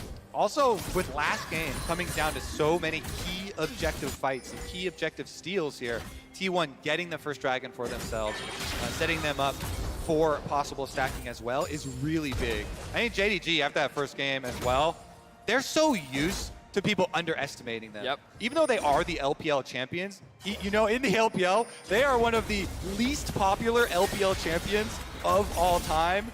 Does not have the huge fan base, has a lot of doubters, and still, yet, they are the LPL's last and only hope, and 369 is tanking them. Sidestep Zeus' first Q. Gotta find the knockup now to Owner as well. He'll stay alive. They go back in for the combo. Huge damage coming across, and he's gonna find the kill to 369. Triumphs back up the hill. A knockup onto the tower. Kanavi cannot finish the kill. Yagao's now on the way, walking through a ward. Will it be enough? Knows he can steal one of the ultis, but with the wave cleared away, I don't know if Kanavi can play for it anymore. Find an ult combo now onto Lulu as well. Guma getting chunked low to not keep fighting this one though. Is missing, walks up, summoning heal forced out. Traded now back onto Hope. Ignite is still up for missing. Carrier can find his next bit of the combo, not just yet though. Here comes the dive, it's not gonna happen. And Yagao's locked up. Zeus finds another kill. 3-2 and T1 winning to the top lane. The top jungle of T1 comes out on top, getting the better of Kanavi and 369. They walk away with 2 kills. Oh, episode 1 of Top Lane God was so amazing. 369, he gets the victory in game number 1. But game number 2 here, the revenge of Zeus, gets the kill onto him as well as avoiding the tower dive there with the soul unbound. Beautiful play for him. And now, with 2 kills on this Yone, he can really show why T1 invests so much faith into all these top lane carries they pick for him. Huge, huge, huge skill peak for this champ. Take a look at this and the setup. You can see the investment of the ultimate from 369 was just too early. Kanavi wasn't close enough to be able to turn anything around, and Zeus didn't commit any of his abilities, which meant that the second Owner was close by and 369 oversteps, they're able to get that initial kill. At this point though, JDG saying we can make the play. God. Great side step from Zeus, great flash away from the ultimate, the knock in the wall from Owner. Oh my god, and the knock-up again. Exquisite mechanics from the top jungle of T1. Float like a butterfly, sting like a god for Zeus. My god, you can't hit him with anything down there. Dodging 2 skill shots by movement and then flashing as well. Gentlemen, I think we're in for another close game. The gold is pretty much dead even. The Herald will be dropped, which means the bot lane of JDG will find further advantages. Oh, Hope, though, takes a lot of damage. Of course, Zibba can't find the kill, goes to the wrong target, nearly dead. Gets the shield flash to safety. 369 would love the tower dive, but he doesn't have the target anymore. Carrier, healthy enough at 400 HP, and the first Drake was stolen by Owner. JDG committed the resource. This one, they will actually get. Look at this ward. He's not letting it happen again. That just gave me flashbacks to the last one. They've got a ward over the back this time. They don't want to let anything go through. Brought 369 down to the bot lane. Meanwhile, Zeus is actually in mid. Kanavi may find a bit of a skirmish here, but looks like Zeus is just going to walk that one out as Kanavi picks up that wave. The most important thing about that bot side skirmish was the fact that while Gumayushi and Keria were struggling in the bot lane 2v2 and Hope was being funneled all this additional gold, now T1 have a very clear win condition. And sure, Yoning's not going to be easy to play in the late game with the Malphite, but being accelerated is nothing but good for the T1 top side. For the top side itself now, Yagao and Kanavi want to group up this one. Down a level, but will it matter? Faker running for his life. Going to do pretty well in this one. Next knockup could be found, and it'll stop the ulti. That is a long cooldown missing, and Kanavi back to his old ways with a kill. Kanavi eating up in the side lanes here. We were wondering, that was one of our big questions, who was going to be able to get priority. Jungle, quick attack, easy kill. And if you notice the placement of the other T1 members, nowhere else under pressure, nowhere else gained here. No momentum or answer from T1. Zeus can just shove in bottom lane, but it's fine for 369, easily able to soak it up and tank.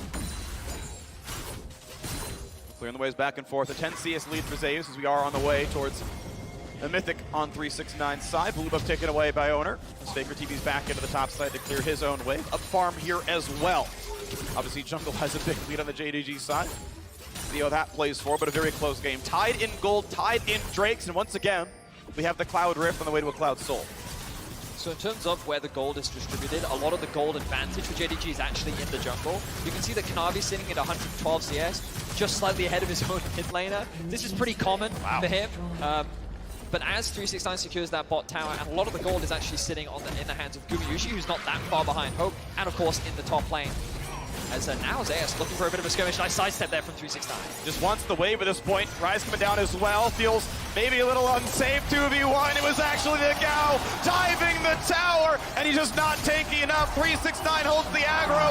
Shut down goes over to Kanavi, and the counter pick pays dividends in the mid game. It's interesting because the counter from T1 is Rift Herald support push on top side, while Gumayushi he finishes the kill this time with the Gale Force. That is Hope dead. Missing could not give him enough support to keep him alive. Ulti actually held on. Wave comes around. 2v3 could be enough. Owner knows he can stop. Goes for the flash stun. Will it be enough? Needs to press E for damage reduction. That means he will live. This is now 3 times in a row. Owner goes for a flash. Might find himself dead. Just barely Kanavi gets out. Wow, huge respect to Gumayushi. Even though he blundered a little bit in the early laning phase, you can see he's coming back with a vengeance. Once again, looking to be the main carry of T1 as Faker corner side lane. No ulti for 369, which means Faker's going to feel safe. Spellbook's another ghost over and able to walk out. Once again, T1 reclaim control of the gold lead. It's a constant back and forth between these two teams as they find picks across the board. JDG with their pick on the Zeus on the bot side of the map.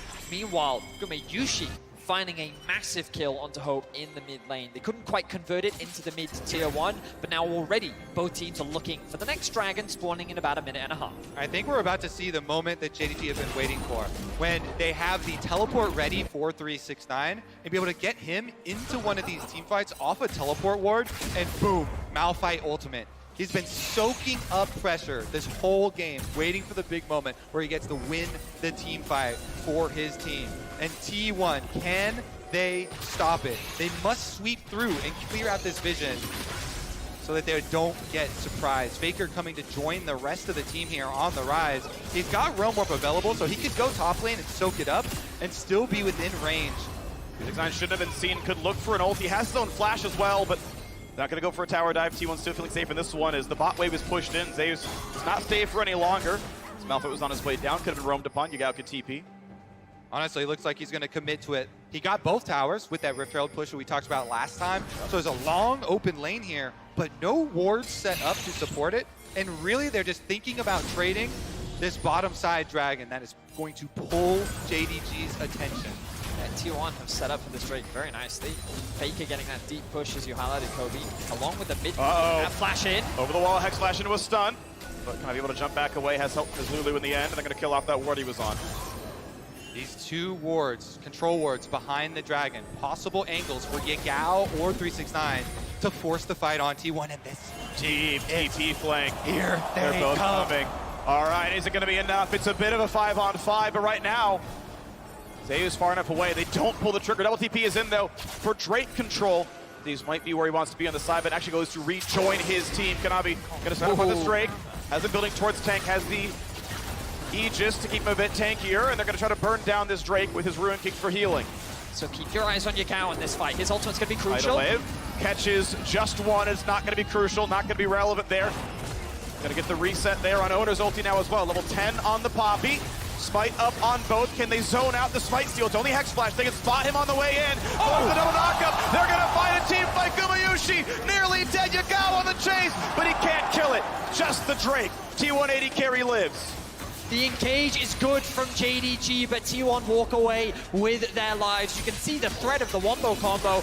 369 lands an engage onto 2, but then the Lulu follow-up actually hits onto 3, which almost completely wipes the backline of T1 off the face of the Rift before the fight even starts. This series is a war between these two teams. Every single objective, another battle. As you pointed out, big engage there from JDG, and Yagao even flashing over to try and finish off that kill with the chains onto Gumayushi. Even though they don't get it though, they get the dragon. They continue their stacking for the side of JDG. Both teams not giving an inch in any of these fights. But imagine if Owner hadn't gotten that clutch steal on the first Drake. JDG would be on Soul Point, and Zeus probably needs to be on 3 items where he's a huge threat. Otherwise he gets stopped up by Malphite. Decent damage towards Carrier. Not gonna matter too much, although 369 obviously pretty much impervious to the current team of T1. And we're about to see this mid game. This is why we got so excited for this Malphite pick. It's not for the lane phase. Correct, yeah. It is for these mid game fights here. And 369 is a monster now with both Crossfire and the attack speed AoE reduction of that Frozen Heart done. A massive immovable object. The big thing as well is 369 committed his flash earlier, but he traded it for Gumayushi's. Oh no, once again with a really good stun into the wall. Uh-oh, Zeus coming, which means it's Shrillis run away as fast as they can. 369 might need to ult to stay alive. Howling's gonna wait for it. Finds his first knockup, but is it going to be enough? He'll fall to Gumayushi. Tidal Wave stolen means almost nothing, and JDG this time do not find their team fight win. We just cursed the rock right there. He's caught all alone in T1. They're not done. They find a route. They find the follow-up. Yagao sets it up. Faker disengages the fight. A 1-for-1 though. Gumayushi's aggression is punished. He tries to commit onto the kill for Yagao, but he oversteps one step too much, and JDG are there to punish him. A quick kill means that it ends up being a 1-for-1 exchange. Many times are we going to see this Lucian, the furthest one forward on the T1 team, Bedias. My goodness, these teams going blow for blow. It's a short-range champ. Gumayushi has to be very careful with his positioning, and often his aggression can pay off. A champion like Lucian gives him so much individual agency in a team fight. But in a situation like that, where he's tunneling onto a single target, he ends up getting punished. Let's look back. And let's look. It is all about this flank from Zeus. Zeus comes up the river, and 369 sectioned away from the rest of his team. He does not go back to JDG early enough. He waits for an ultimate to get the knock up here onto T1, but there's no DPS around, so he goes down. The front line no longer available for JDG. Guma wants to finish off this kill, and it's in the fog of war as well. That was beautiful. Really nice. Staying close in range, knowing he's not spotted, that was so nice. What a great setup by Yagao. That is something that you have to keep in mind as these AD carries. They're always thinking about what CC can my opponents use on me? What do they still have up? Yeah. Yagao hits him with a beautiful, beautiful snare there. Coaching staff of JDG celebrating that pick because it neutralizes the game once more. The game continues to be dead even. The gold distributed pretty evenly across both sides. Navi being the large benefactor on the side of JDG. Look at that, 2 items fully completed. The mid diff is slowly starting to grow and grow as Faker has consistently been sitting in a side lane. Now level 14, has picked up a ton of farm and is already working on his 3rd item. Will be a massive threat as we move forward. And stopwatches will be key for these big engages they're trying to get. Faker with the blue buff move down for a shadow play here. If you split push with Zeus and have Faker... Uh-oh, sets up for Kanavi. Does he have ways out? The ulti's gonna be blocked already. He gets what he can as he tries to set it up. Gets the shield, gets out for now. But how about the next engage? E damage is pretty solid. Has to get back out though as Yagao burns his TP but does not get the kill. Zeus holds every long cooldown.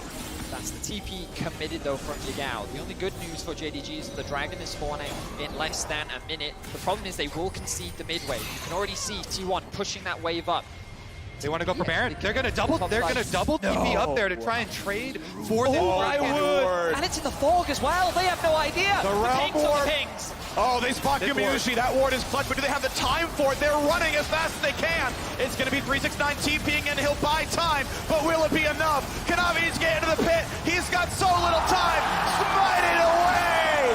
T1 with the huge cross-map play.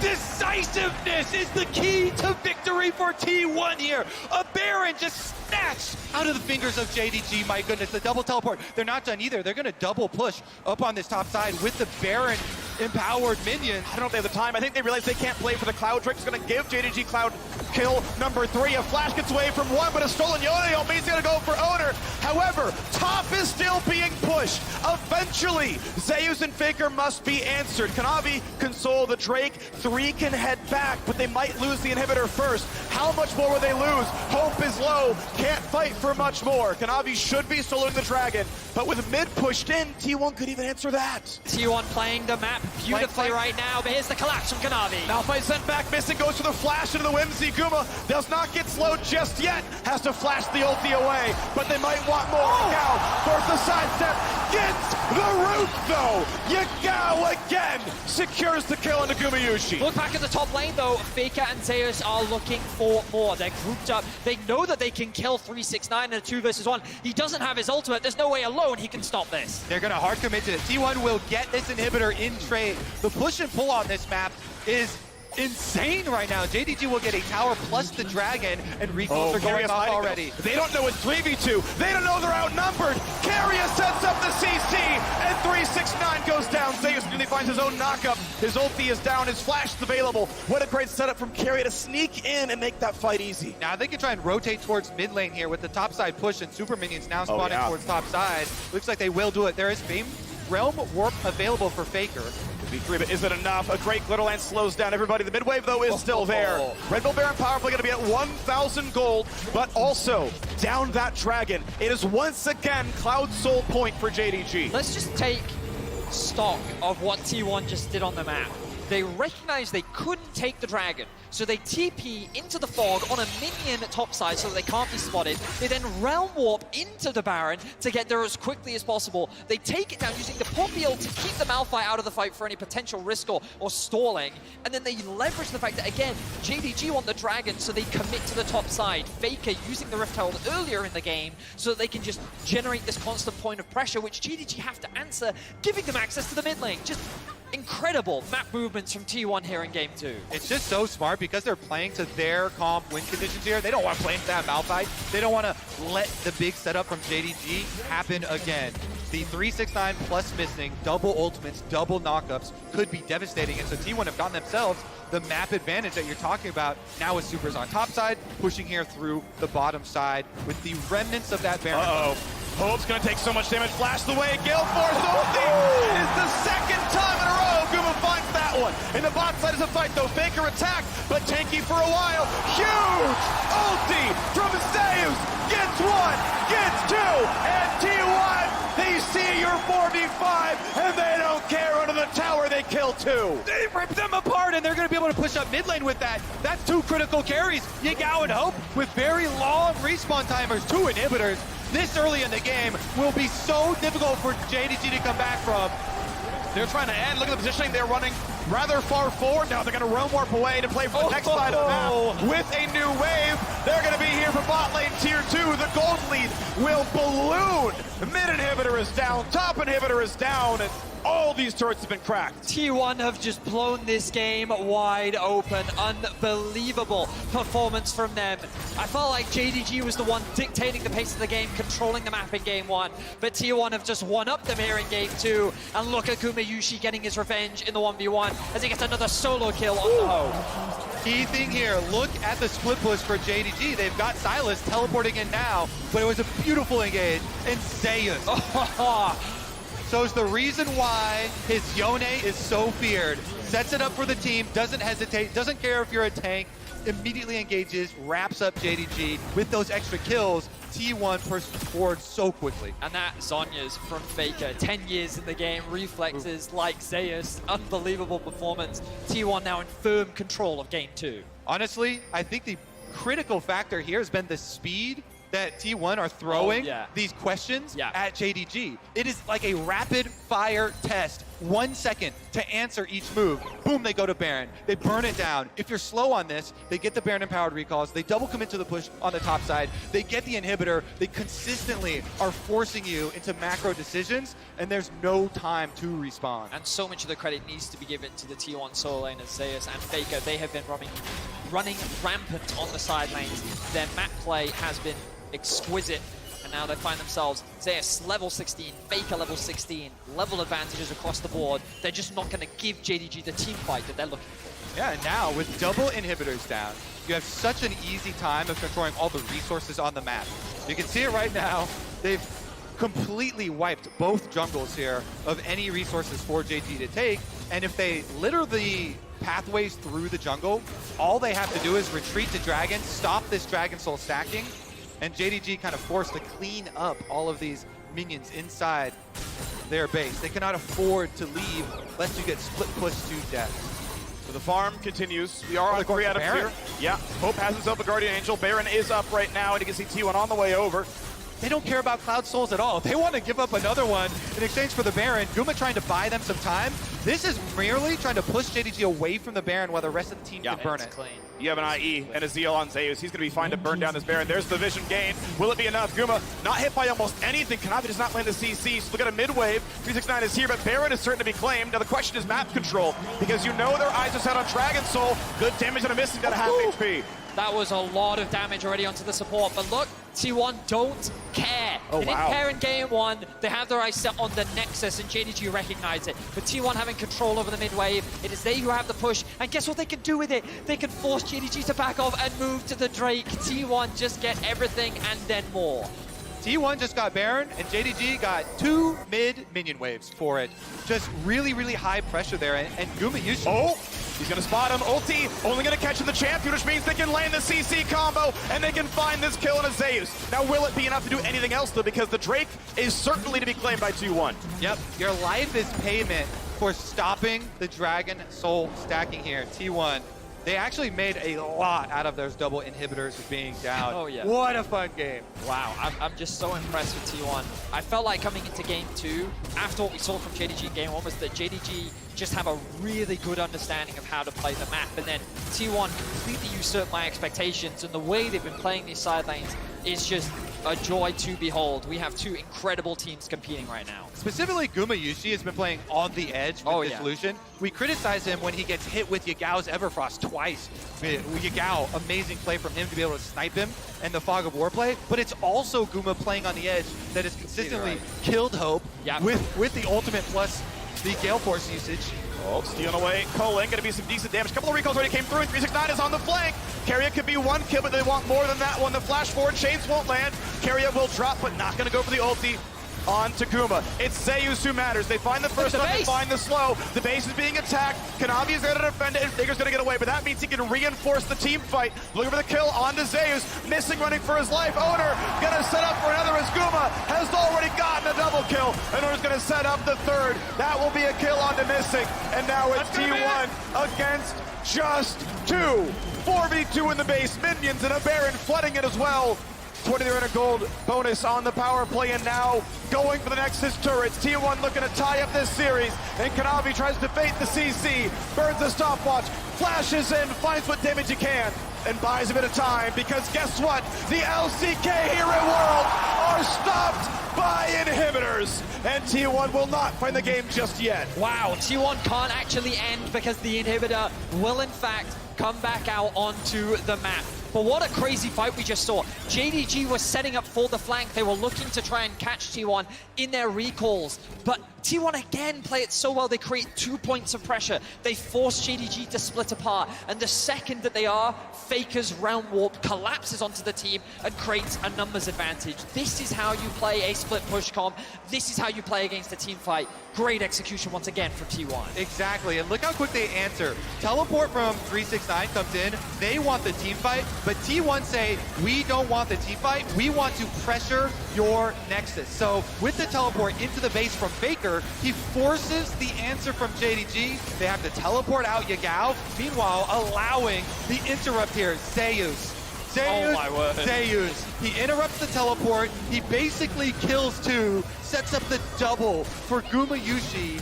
T1 just pulling JDG across the map, making use of their big advantage. Now Faker, though, on the run. Jumping in by himself. Hope's going to be moving pretty fast. He'll be rooted in place, though, but the damage might not be enough. Whimsy does not find the slow demon's going afterwards. Kanavi is going back to base. Hope is looking to get that kill on the Faker, but he's just buying time for his team as much as possible. The ultimate from Ona. Yep, Kanavi's going to find that first kill. He's going to transform, but actually the shutdown goes through. 369 finds his engage, but cannot kill Keria. Hover not going to be in threat much himself. Yagao doesn't find the root for his Azonias. In comes Zeus, knocks down Missing, and there's the rest from Owner. Gets the second. Hope going to lose the Guardian Angel, but how about the rest? As everyone's starting to fall, Kanavi is left alone, but you can't do it by yourself. You need a team, and T1 will tie up the scoreline 1-1 in the semifinals. Gumayushi gets hit with 2 Everfrost early in the game, dies both times, but dodges the game-winning 3rd Everfrost. They force these Zonias, they kill Yagao. Him and Zeus destroy that last fight. What magnificent stuff from those 2 players on T1. Back-to-back, huge carry performances. I think you summed it up really well, Kobe, in that Gumayushi, that level of aggression has lows, but the highs are incredible. The way in which he navigated those team fights, the way he consistently shut down Hope 1v1 in the mid lane twice throughout this game was a joy to see, along with Faker and Zeus just dancing around the JDG team. When you play on a knife's edge, sometimes you get cut. But Gumayushi made it so worth. I'm having so much fun watching these games with you right now. Amazing series, and we even it up. Couldn't ask for anything more. Yeah, huge out of T1 so far. A ton of homegrown talent. 4 of those players scouted by T1 themselves. Gumayushi just incredible in that game. I believe we're going to be breaking down that game at the Analyst Desk, so stay tuned for that. Thank you so much, Freak, and welcome back to the Analyst Desk here at the State Farm Arena. We're all tied up at 1-1. T1 strike back in game number 2 to bring us to even marks. We're going to start in the draft, as we always do, because we had yet another unique champion pick here at Worlds, Mark. The Malphite coming in for 369. Yeah, I didn't want to talk about that. We're going to talk about actually the But Sylas. I want to talk about We'll it. get to it. It was later. It was after the Sylas priority, which I think was really important in this matchup. It was banned in game 1, went to game 2, and they were able to take that one away for JDG, but I don't think it was able to be piloted to the most of its ability. There weren't a ton of chains landing or Everfrost or anything like that, and I think that was something that gave them the advantage in a very heavy 1-3-1 game that broke out if you're not individually able to keep pace with the other team. Yeah, the big picks here for me from on the T1 side that they focused on was Ryze and Yone. And it's not just like, oh, it's Faker's Ryze. It's the global pressure it gives. And actually it is, oh, it's Yone. It's Zeus's Yone, because he is absolutely phenomenal on this pick. And when I talk about how much T1 has improved as a team, this game demonstrates that perfectly. How they were able to execute, how they constantly had side lane pressure. Yeah, definitely. And I think the Ryze was a good pick into the Sylas. I think it's not so much a counter, but it's a good lane matchup because you can contest the push. You are a little bit vulnerable. I didn't like the Malphite that much, but I can see the logic. Why? The T1 comp is relatively short range. Ryze is a very short control mage, and Lucian always dashes in. So you're always going to have good angles. And I think 369 in some of these Dragon fights did get good knockups. The problem is I think JDG's draft lacks follow-up. If the Sylas is behind, which he was, and Ryze has side push, so he's first the objective, then it's just really hard for Sylas to join the fights. Maybe he can take away the culling or something along those lines, but what he majority of the time did was take away the Poppy ult to try to knock away the Yone or the Poppy themselves and then go into the backline with the Malphite. But it's really hard to dive in. Even if he's going front to back, the Poppy can stop him, the Nami can stop him. So the follow-up was just a little bit lacking. Yeah, fair enough. Because again, I think when most people look at this draft, right, they see a blind Yone pick and they go, that's bold. That's a bold move there, Cotton, right? You know, and it's against 369 of all people. So it is a little interesting that he jumps to the Malphite of all things in order to counter it. And obviously it wasn't to the greatest of effects. But that's all said and done. That's one thing. The other thing is Zeus is just popping off left and right. So he's going to be a hard guy to contain when he's pulling off things like he has in this game. As we know, every second counts, and thanks to the reliable Cisco network, he put on the fancy footwork down in the bot lane. I mean, just look at his mechanics in this play. 369 ults a little bit early, but he knows that the wave's pushing into Zeus, so he's going to disengage, so he wants to force the fight. Kanavi doesn't get the knockup, of course, but it's the turn here from Zeus and Owner onto the Malphite to get the full burst down. Even if he flashes there, he's going to die because the gap closed. Yagao comes down, but I think Zeus's movement here was just so clean in just making sure that if any of these spells land, he's dead. Sylas Chain, he's dead, dodges it. This knock-up from Velvet, he's dead, dodges it. Flashes the Yone ult, and then they just pull onto Yagao, who actually gets the tower aggro, I think, or Kanavi's tanking, but regardless, he's in range for Zeus to follow up. Snapback. The snapback from the Q2 as well, and then Q3ing back through to make sure he can't gap close out. It was just, you cannot play it better than that. I didn't know that was coming. Yeah, I didn't either. I got me. And it was the entire game, too. It was moment after moment like that. That was obviously the highlight one of it, but he was so mechanically good. Every single fight, every single gank attempt that came his way, he felt like two champions. Like, if you tried to 2v1 him, it was still actually a close fight. And if you just look at the meta, it just allows for these things to happen. There's no Azir, there's no Sion Ornn, there's no front-to-back scaling Jinx, Tahm Kench, Aphelios, right? You're playing champs with dashes that either go in aggressively or they're dashing out because the other person's coming in aggressively, right? So that's the beauty of the game right now with the current meta. It's just so fun to watch because it's high tempo, high action, skirmish heavy, so it allows for these kind of moments. Well, that's the only reason I wanted to bring up the Malphite so desperately, is because that is JDG's choice into the Yone. And when you get beat with your own counter pick, it's going to start to make you think and start to warp that draft even more. We'll get into what we want to see in Game 3. First, we got to talk a little bit more about how this game broke down. I hand things over to Emily here as we work through some of the big team fights here in Neighborhood Tactics presented by State Farm. Oh, yeah. I didn't even realize I'd be able to draw on this. So basically, there's going to be a bot lane play. Mark is going to be the hands. I'll try and assist. Yeah, We didn't plan this one out. Yeah, let's go. So they're going to... You can play the clip.